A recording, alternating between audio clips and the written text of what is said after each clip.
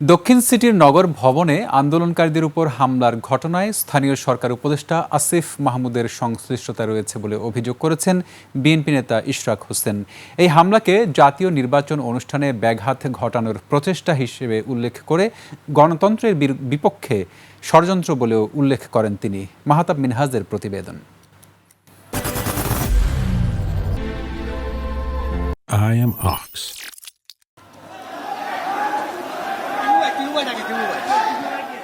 BNP নেতা ইশরাক হোসেনকে মেয়রের দায়িত্ব বুঝিয়ে দেওয়ার দাবিতে নগর ভবনে চলমান আন্দোলনে হঠাৎ করেই ঘটে এই হামলা। এতে আহত হন বেশ কয়েকজন।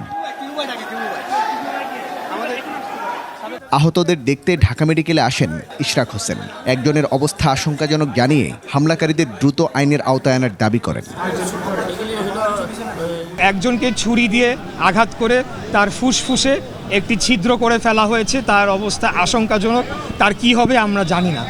হামলাকারীদেরকে দ্রুততম সময়ের মধ্যে গ্রেফতার করতে হবে এবং তাদেরকে আইনের আওতায় এনে তাদেরকে বিচারের মুখোমুখি করে তাদেরকে সর্বোচ্চ শাস্তি নিশ্চিত না করা পর্যন্ত আমরা থামব না। তিনি বলেন, হামলাকারীদের সাথে স্থানীয় সরকার উপদেষ্টার ঘনিষ্ঠ যোগাযোগ রয়েছে। স্থানীয় সরকার উপদেষ্টা তার সাথে ঘনিষ্ঠভাবে চলাফেরার তার যথেষ্ট প্রমাণাদি রয়েছে।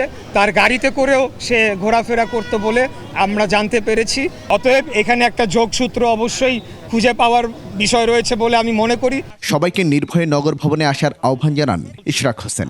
জনগণকে আশ্বস্ত করতে চাই, আপনারা নির্ভয়ে নির্বিঘ্নে নগর ভবনে আসবেন। মাহতাব মিনহাজ, একুশে টেলিভিশন, ঢাকা।